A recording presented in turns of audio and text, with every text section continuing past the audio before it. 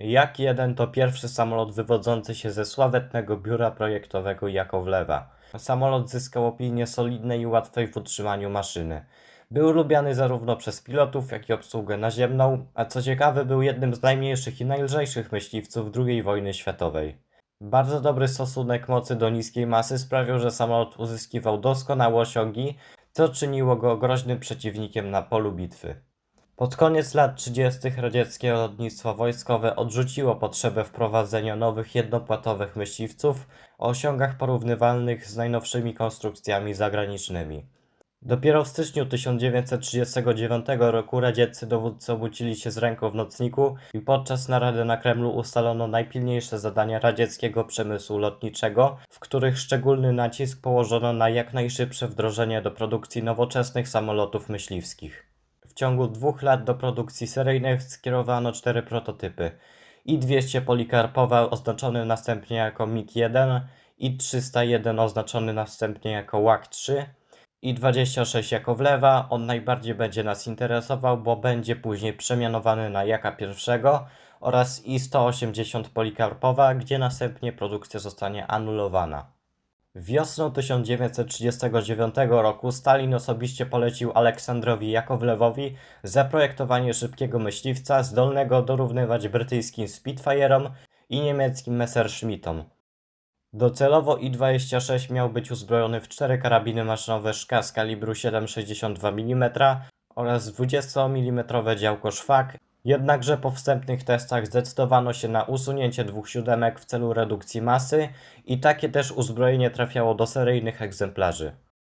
Za napęd posłużyły tu licencyjne silniki rzędowe Hispano-Suiza M105P, które generowały moc na poziomie 1100 koni mechanicznych, dzięki czemu był w stanie rozpędzić się do 560 km/h. Mimo licznych wad prototypów skierowano pojazd do produkcji.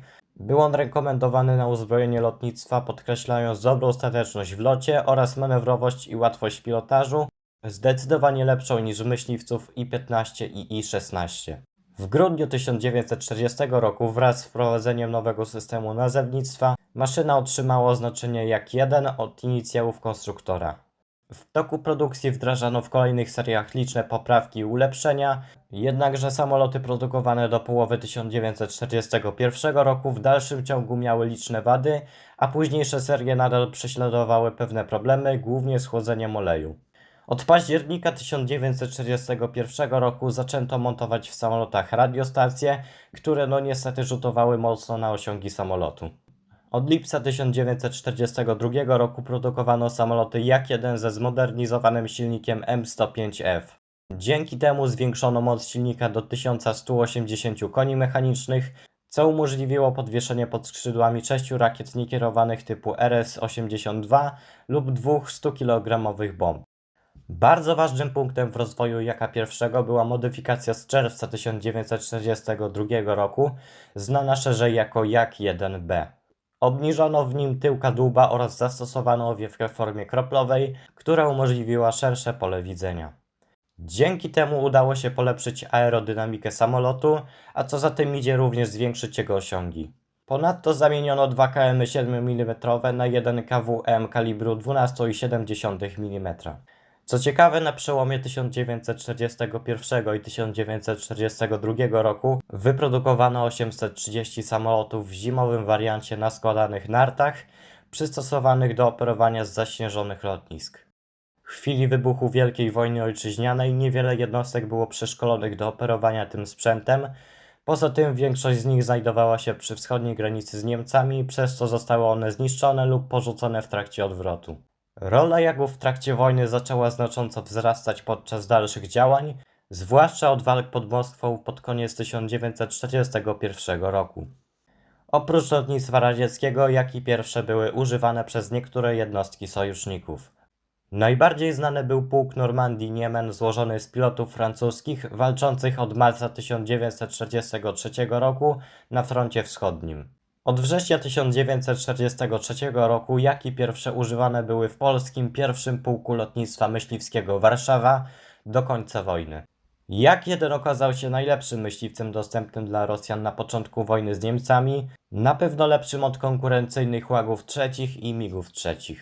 Mimo to ustępował niemieckim myśliwcom, zwłaszcza w manewrowości pionowej, a w stosunku do nowszych konstrukcji także w prędkości oraz uzbrojeniu, jak na przykład w przypadku BFA-109 wersji F.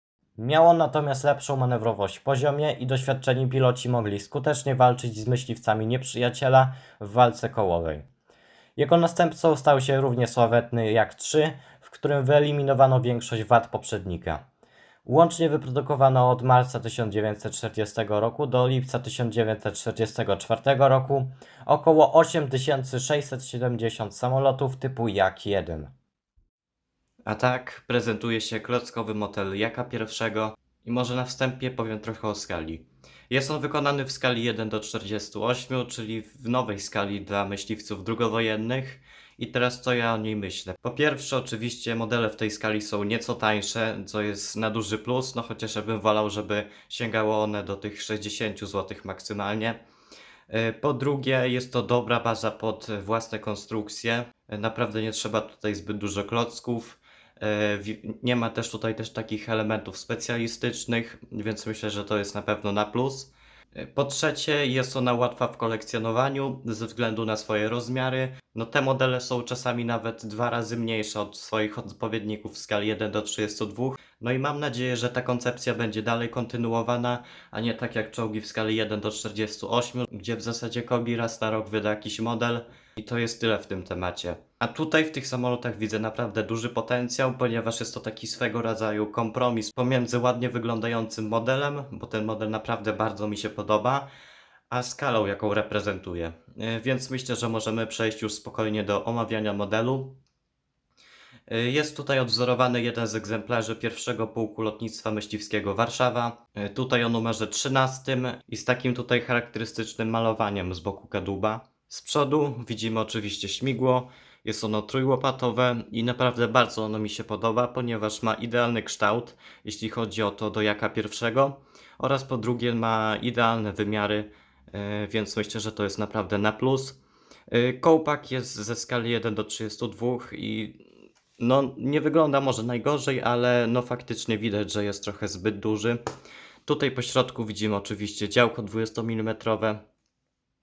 Jeśli chodzi jeszcze o malowanie tego konkretnego egzemplarza, to tutaj z przodu tego kołpaka powinno znaleźć się takie białe kółko. No nie wiem czemu nie zostało ono namalowane.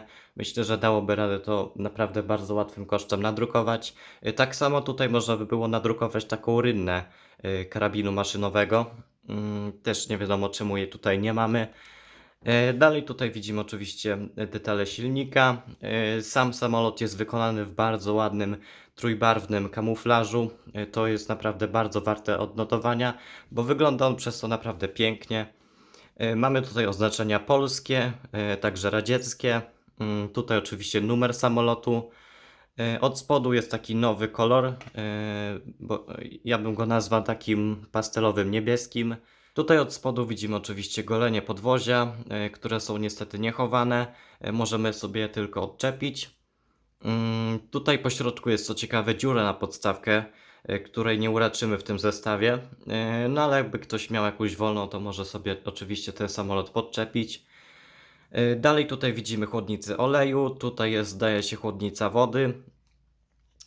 Sam samolot jest naprawdę bardzo wytrzymały. To jest naprawdę warte odnotowania, ponieważ no myślałem, że tutaj to łączenie pomiędzy kadłubem a skrzydłami będzie naprawdę cienkie, ale tutaj trzeba dosyć dużo siły włożyć, aby faktycznie rozszczepić te elementy. Nawet teraz mi się za bardzo nie udaje. Tutaj jest nowy odlew kabiny, która jest zespolona ze sobą, w sensie no, nie ma tutaj żadnego jakiegoś podziału pomiędzy tą przednią a tylną częścią, więc tutaj nic się nie przesuwa, nic się nie ściąga. No, jest to bardzo ładny element, aczkolwiek niestety nie mamy tutaj żadnego odzorowanego kokpitu. No nie wiem, czy dałoby radę tutaj cokolwiek zrobić w tej skali, no ale tylko tak odnotowuję tutaj. Jest oczywiście tutaj antena do radiostacji, no i moja ulubiona część tego samolotu, czyli tył. No po prostu to jak to zostało wykonane, tutaj te wszystkie zaokrąglenia, skosy od dołu. Tutaj jeszcze jest bardzo ciekawa technika, ponieważ, a może ja to pokażę.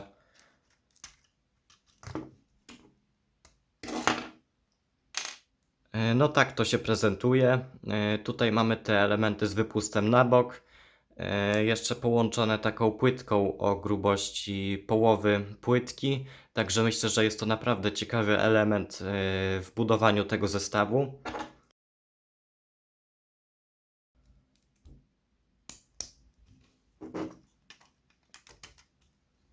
No i na końcu mamy oczywiście statecznik pionowy z bardzo ładnymi nadrukami. No i może przechodząc już tak płynnie do podsumowania, jestem naprawdę zaciekawiony tą skalą. Dajcie znać, czy chcielibyście więcej modeli z tej skali na moim kanale. A co do jeszcze samego modelu, jest to naprawdę bardzo dobry model, chyba najlepszy, jeśli chodzi o te, które zostały ostatnio wydane. Dajcie znać, co myślicie o tej skali, o tym modelu. A na dzisiaj to by było tyle. Trzymajcie się, cześć.